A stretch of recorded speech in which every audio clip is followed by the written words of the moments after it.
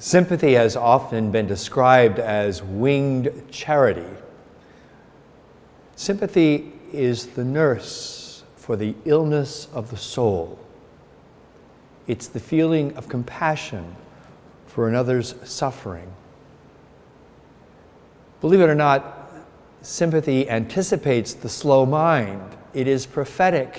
It foresees. Sympathy is spontaneous.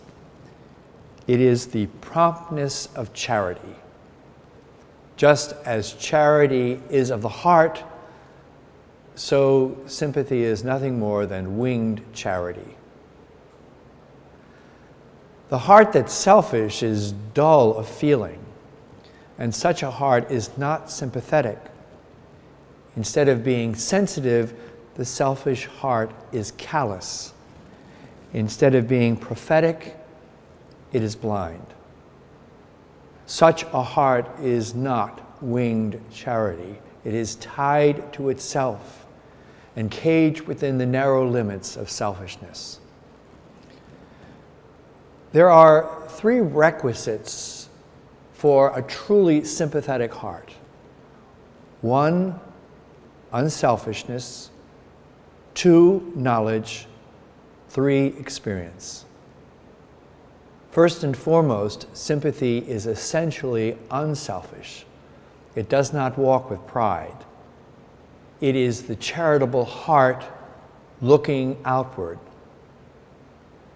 Besides unselfishness, sympathy calls for knowledge. We have to know another's sorrow and pain in order to feel for them. The richest sympathy is produced by knowledge, and that is vivified finally by experience. No one is so well able to give sympathy as the person who has known the want of it, as the person who wishes to save others from drinking the cup which they themselves have deeply drunk. These three requisites for a truly sympathetic heart, namely unselfishness, knowledge, and experience, are fully verified in the Sacred Heart of Jesus and the Immaculate Heart of Mary. Since the heart of Jesus was God's gift to us, it is utterly unselfish. It is a heart that was made for others. God so loved the world that he sent us his only begotten Son. And as for knowledge and experience, Christ read the hearts of men. He knew their thoughts. He knew what was in us. Just as Christ was the searcher of hearts, he was also the man of sorrows. Isaiah the prophet describes the pain and sorrow that Jesus experienced when he writes, "He was spurned and avoided by men, a man of suffering, knowing pain, like one with whom you turn your face, spurned, and we held him in no esteem."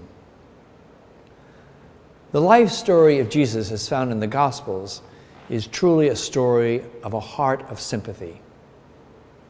In today's reading, we hear, at the sight of the crowds, Jesus' heart was moved with pity for them because they were troubled and abandoned, like sheep without a shepherd. How wonderfully Jesus shows his sympathy towards discouraged sinners, towards the sorrow-stricken widow of Nain, towards the children who flocked around him. I like what St. Paul says in his second letter to the Corinthians. As the sufferings of Christ abound in us, so also by Christ does our comfort abound. Sympathy is also an outstanding virtue of our Blessed Mother. Her sympathetic heart went out to that young married couple and their relatives at the marriage feast of Cana. Her heart was filled with sympathy for her beloved crucified Son as she stood on Calvary's hill. In the days that followed, after Jesus' crucifixion, all the apostles in the upper room experienced the loving sympathy of Mary, the Queen of the Apostles. And you and I have witnessed and continue to witness the motherly sympathy of Mary, not just for us, but for all people, like people at Lourdes and at Fatima, and wherever people show themselves to be her sons and daughters as she has showed herself to be their mother. Our hearts should be modeled after both the Sacred Heart of Jesus and the Immaculate Heart of Mary, since their hearts were filled with sympathy for fallen humanity. This virtue should play an important part in the life of each one of us. Sympathy has wonderful power in changing great sinners into the most devoted and self-sacrificing saints. In our own spiritual life, sympathy is a great aid to us because it conquers pride, the arch enemy of the spiritual life. A person's sympathetic heart is filled with the living knowledge of Christ crucified.